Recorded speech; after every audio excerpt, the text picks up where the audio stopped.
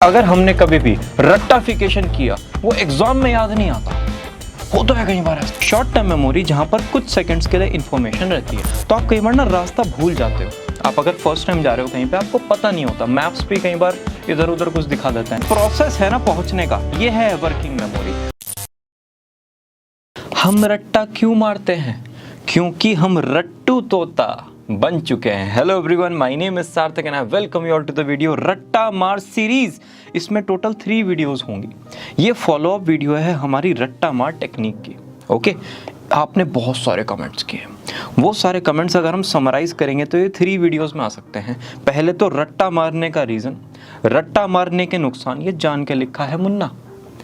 आपने कहा था रट्टा मारने के भैया फ़ायदे क्या है, भैया रट्टा मारने के नुकसान क्या हैं। मैं ये भी कर सकता था डीमेरिट्स ऑफ रोट लर्निंग, लेकिन नहीं किया। ये टॉपिक ना थोड़ा सा दिल पे लगता है। रट्टा ना मारे तो क्या करें, ये सबसे ज़्यादा इंपॉर्टेंट क्वेश्चन है। तो पहले तो ये देखते हैं आखिर रट्टा मारना कहते किसे हैं। Rote learning is defined as the memorization of information or knowledge based on repetition। जब आपके सामने कुछ इन्फॉर्मेशन आया और आप बोलते उसको याद करते हो, ना तो कोई रूल और रिलेशनशिप देखते हो, ना अंडरस्टैंडिंग, ना ही कोई आप फैक्ट समझते हो। सिर्फ और सिर्फ आपके सामने कंटेंट आया, चाहे किसी भी फॉर्मेट में हो, आपको तो रटना है। दैट्स इट, बिना कुछ समझे। That is known as rote learning. Short term memory में हमेशा रोट लर्निंग जाता है। आप इससे ये इमेजिन करके देखिए कि अगर हमने कभी भी रट्टाफिकेशन किया वो एग्जाम में याद नहीं आता। होता है कई बार ऐसा। एग्जाम में याद क्यों नहीं आता? क्योंकि बेटा शॉर्ट टर्म मेमोरी में गया है। क्विकली अगर रिकॉल कर लिया तो ठीक है, थोड़ा सा डिले हो गया रिकॉल करने में तो गए। भैया शॉर्ट टर्म मेमोरी क्या होती है? शॉर्ट टर्म मेमोरी जहां पर कुछ सेकंड्स के लिए इंफॉर्मेशन रहती है। 9 to 14 ईयर्स की एज में ये इंक्रीज हो सकती है। लॉन्ग टर्म मेमोरी जहां पर परमानेंट इंफॉर्मेशन रहती है। और working memory short term memory तक पहुंचने का जरिया। फॉर एग्जांपल, आपको इस पॉइंट पर जाना है, आप अपनी कार में हो अपनी फैमिली के साथ, तो आप कई बार ना रास्ता भूल जाते हो। आप अगर फर्स्ट टाइम जा रहे हो कहीं पे, आपको पता नहीं होता, मैप्स भी कई बार इधर उधर कुछ दिखा देते हैं, अंदर की गलियों से निकाल देते हैं, राइट। तो आप रास्ता पूछते हो कि भैया अच्छा यहाँ से लेफ्ट जाना है, तो आप लेफ्ट जाओगे, फिर राइट जाओगे, फिर स्ट्रेट जाना है, फिर राइट जाना है। तो ये प्रोसेस है ना पहुँचने का, ये है वर्किंग मेमोरी। और यहाँ पर जो ये डेस्टिनेशन है, ये आपकी शॉर्ट टर्म मेमोरी में सेव। क्लियर हो गया? जब हम बार बार किसी चीज़ को याद करते हैं उसको क्या कहते हैं? रट्टाफिकेशन। रट्टाफिकेशन कहाँ जाता है? शॉर्ट टर्म मेमोरी में। क्या हमें लॉन्ग टर्म तक याद रहेगा? नहीं रहेगा। अब आ जाते हैं एक गेम की तरफ। मैं आपको एक ट्रे दिखाऊंगा, उस ट्रे में ना कुछ एसेसरीज होंगी, आप उनको देखो और नेक्स्ट ट्रे में बताना क्या एसेसरीज अवेलेबल नहीं है। 1 2 3 4 5। जो भी आपके दिमाग में ऑब्जर्वेशन हुआ वो सब शॉर्ट टर्म मेमोरी में जाएगा। आप इस वीडियो को बार बार सोचोगे, आप इस वीडियो को फ्रेंड्स के साथ डिस्कस करोगे, रेफरेंस लोगे, तो वो धीरे धीरे लॉन्ग टर्म में जाना स्टार्ट हो जाएगा, लेकिन फर्स्ट टाइम तो शॉर्ट टर्म में ही रहेगा। यहाँ पर ये लाइटर अवेलेबल नहीं है। तो इतना तो क्लियर। अब आते हैं इंपॉर्टेंट क्वेश्चन पे, रटना क्यों है भाई? ऐसे जरूरत क्या है रटने की? क्योंकि एग्जामिनेशन में जरूरी है। टीचर हमसे एक्सपेक्ट करते हैं सेम आंसर। अगर आप कितना भी समझ लेते हो, आंसर टीचर के हिसाब से नहीं लिख के आए, 0 1 1.5 ऐसे मार्क्स मिलते हैं आउट ऑफ 5। हमारी नेसेसिटी है वही सेम आंसर लिखना जो टीचर को चाहिए। मेरे साथ बोलेंगे, हमारी नेसेसिटी है वही सेम आंसर लिखना जो टीचर को चाहिए। आप फिशिंग करने जाते हो, राइट, या आपने कभी टीवी में भी देखा होगा, तो जो फिशिंग रॉड होती है उसमें आप वॉर्म्स लगाते हो, क्योंकि जैसे आप फिशिंग रॉड को डालोगे पानी में, वॉर्म्स के थ्रू फिश आ जाएंगे। आप अगर वहाँ पर कढ़ाई पनीर लगाओगे तो वो नहीं आएंगे। क्यों? क्योंकि वॉर्म्स फिश को पसंद है, कढ़ाई पनीर हमें पसंद है। तो जो सामने वाले को पसंद है ना, वो देना पड़ेगा अगर उसको अट्रैक्ट करना है। यहाँ पर टीचर को क्या पसंद है?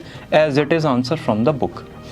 भैया ये जो एग्जाम फॉर्मेट है, हाँ, एग्जाम फॉर्मेट में किस टाइप की चीज़ें हमें रटनी पड़ती हैं, मैं आपको प्रैक्टिकली बताता हूँ। एक तो की डेफिनेशंस जो डबल इन्वर्टेड कॉमा में होती है, राइट।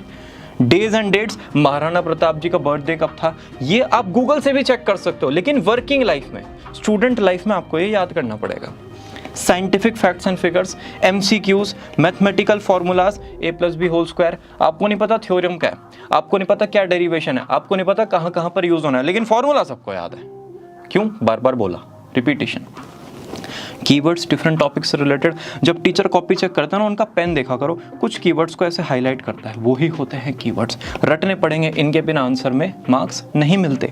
डिफिकल्ट वर्ड्स की सब स्पेलिंग, रूल्स एंड रेगुलेशन और मैप में जो सिंबल्स होते हैं वो सब आपको याद करने पड़ते हैं। ये सारी चीज़ें एग्जाम ओरिएंटेड है। एक बार इसका ना स्क्रीनशॉट ले लेना।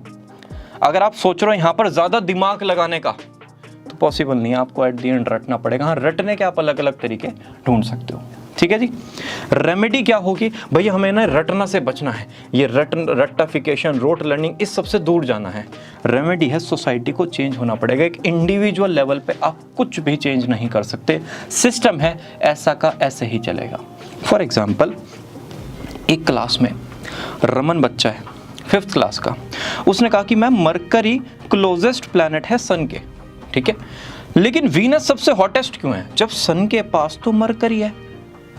तो मरकरी को सबसे ज़्यादा हॉटेस्ट होना चाहिए था। मरकरी का डिस्टेंस कितना है सन से, कितना टाइम लगेगा वहाँ ट्रैवल करने में, इस टाइप के जो क्वेश्चंस हैं वो बच्चे ने पूछे।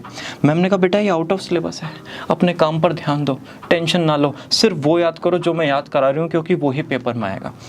इसका प्रॉब्लम हो जाता है रट्टाफिकेशन के साथ। आप प्लीज़ अपने टीचर को कहिए कि मैम्स एंड सर्स, ठीक है मुझे रटना पड़ेगा, मैं रटूंगा, लेकिन आप मेरी क्यूरियोसिटी को प्लीज़ ऐसे कुछ तरीके से सॉल्व कर दो जिससे मेरे को आंसर मिल जाए, right. Back of the mind हमें क्लैरिटी हो कि ये आंसर हमें पता चल गया। हाँ, एग्जाम में लिखने के लिए तो ये रटना पड़ेगा, लेकिन हमारी क्यूरियोसिटी सेटिस्फाई हो गई, तो जो क्यूरियोसिटी है वो लॉन्ग टर्म तक बहुत ज़्यादा इंप्लीमेंट कर सकते हैं हम। इसी के साथ ये वीडियो होती है फिनिश। हमें बार बार रट्टाफिकेशन करना है, शॉर्ट टर्म मेमोरी में सेव होगा।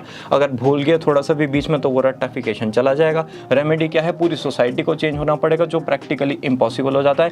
आप अपनी क्यूरियोसिटी को शांत कर सकते हो, और लेकिन पेपर में वही लिख के आओगे जहाँ पर मार्क्स मिलेंगे। Will meet you all very soon in the next video. Bye bye.